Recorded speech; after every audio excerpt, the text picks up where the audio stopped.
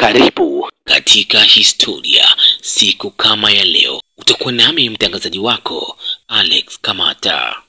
Mifano ya matukio makubwa yaliwahi kutikisa dunia miaka iliyopita, miaka mingi zaidi, na leo ni tarehe 21 mwezi wa 10 mwaka 2025. Ni tukio la kwanza ilikuwa ni Battle of Trafalgar ya mwaka 1805. Tarehe 21 Oktoba mwaka 1805, jeshi la majini la Uingereza likiongozwa na Horatio Nelson lilishinda mshangao dhidi ya jeshi la mchanganyiko wa Ufaransa na Uhispania karibu na Cape Trafalgar, Hispania.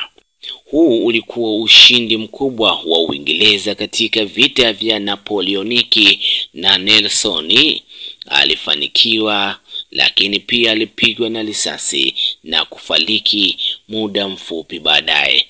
Tukio la pili ni tukio la launch of USS Constitution ya mwaka 1797. Tarehe 21 Oktoba mwaka 1797, meli ya majini ya Marekani USS Constitution ilizinduliwa Boston, Massachusetts. Meli hii baadaye ilijulikana kama Old Ironside kwa sababu ya ustahimilivu wake katika vita vya majini.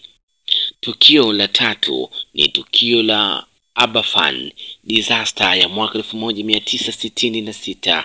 Tarehe 21 Oktoba mwaka 1966, ajali ya kuanguka kwa taka ya makaa ya mafuta iliteketeza kijiji cha Aberfan, Wales, Uingereza, na kusababisha vifo vya watu wengi ikiwemo watoto wakiwa shuleni.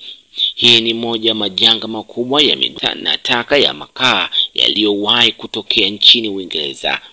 Tukio la 4 tarehe kama leo, opening of the Guggenheim Museums 1959. Tarehe 21 Oktoba mwaka 1959, makumbusho ya sanaa ya kisasa ya Solomon Ala Guggenheim Foundation uliojengwa New York na Frank Lloyd Wright ulifunguliwa kwa umma. Hii ilikuwa hatua muhimu katika ulimwengu wa sanaa na usanifu architecture. Tukio la 5 ni Women Suffrage in French mwaka 1945. Tarehe 21 Oktoba mwaka 1945, wanawake nchini Ufaransa walipata haki ya kupiga kura kwa mara ya kwanza katika uchaguzi wa kitaifa. Hii ni mojawapo ya hatua kubwa katika maendeleo ya haki za wanawake duniani. Je, unahitaji kufahamu zaidi? Basi endelea kutufuatilia katika mitandao yetu ya kijamii kama Instagram, Facebook, X, TikTok na YouTube. Chaneli yetu inayojulikana kama Kamata TV. Subscribe hapo uweze kupata habari zote za kuwa nami mtangazaji wako Alex Kamata. Asante na kwelini kwa sasa.